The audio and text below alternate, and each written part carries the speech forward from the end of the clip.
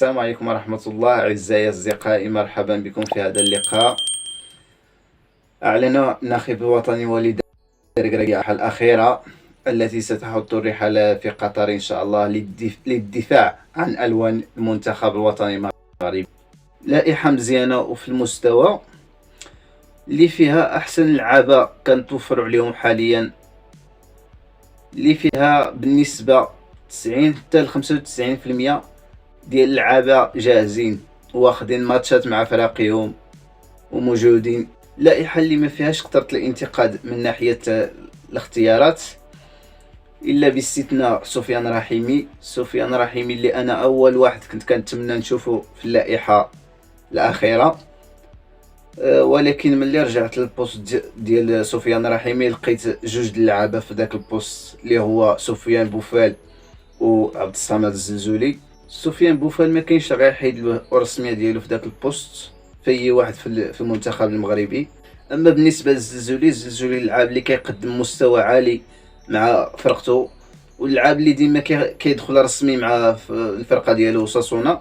قلت ربما ركراكي بان ليه رحيمي هذا الشهر ما لعبوش لان الدوري القطري والسعودي توقفوا باش يعطيو الوقت للمنتخبات ديالهم يوجدوا. قلت ياك ما قال هذا راه في التنافسيه نعيط عليه احسن، ربما لذلك فضلوا على رحيمي وعيط على الزلزولي. حاليا خاصنا نشجعوا اللعابه اللي عيط عليهم وليد الركراكي باش ان شاء الله يديروا شي حاجه مزيانه في المونديال ان شااء الله. الحراس كاين ياسين بونو، منير المحمدي، رضا التقناوتي كان غايدخل في واحد المنافسه مع الزنيتي، كان الزنيتي موجود ولكن دار العمليه الله يشافيه هي اللي غيبته على الميادين هذه واحد 10 ايام. داكشي علاش كاين التقناوتي في اللائحه. قلب الدفاع كاين كل من سيس، اشرف داري، نيف اقرد، جواد اليميق، بدر بانون. مدافعين اللي في المستوى وكاملين في التنافسيه وكاملين كيلعبوا مع فراقي ديالهم.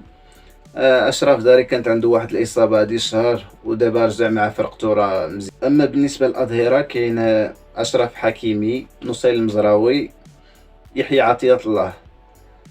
نصير المزراوي واشرف حكيمي لعابه اللي مزيانين وفي المستوى. نصير المزراوي كيقدم مستوى كبير مع الباير. اما بالنسبه ليحيى عطيه الله من احسن الاظهره اللي كاينين في المغرب، وحتى هو يستاهل انه يكون مع المنتخب في المونديال. وسط ميدان دفاعي كاين سفيان امرابط، يحيى جبران، حتى هما اللعابه اللي في التنافسيه واللعابه اللي مزيانين. اما بالنسبه لوسط ميدان هجومي كاين عز الدين ناحي، عبد الصمد الصابيري، بلال خنوس، امين حريس، سليم املاح، الياس شاعر. وناحي اللعاب اللي مزيان ورسمي مع فرقته، صابيري شفناه في الماتشات الوديه مع وليد الركراكي كان مزيان مع فرقته، ما خداش الماتشات بزاف. حالية اللعاب اللي مزيان وواجد وخدا الماتشات مع الفرقه ديالو رسميا. خنوس ما شفناش ولكن وليد كيعرفو، اللعاب اللي صغير وربما لعب معاه شي مباراه وديه مع مدغشقر في الماتش اللي ما تفرجناش فيه في المباراه الوديه. زكريا بوخلال اللعاب اللي مزيان في المستوى وخدا ماتشات رسمي مع فرقته حتى هو. اما بالنسبه للحكيم زياج، اللعاب اللي ما كاينش تنافسيه بزاف وما خداش الماتشات بزاف مع فرقه ديالو تشيلسي.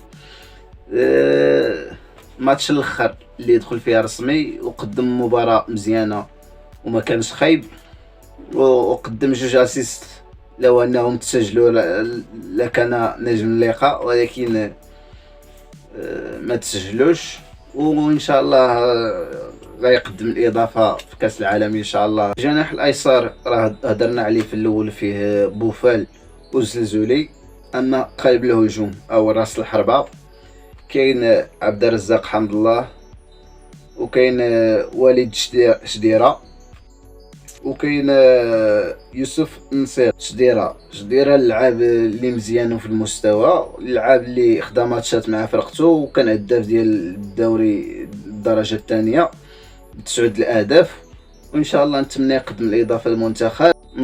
نصيري خاصو يتقاتل الا بغى الرسميه ديالو في ظل تواجد شديره وحمد الله.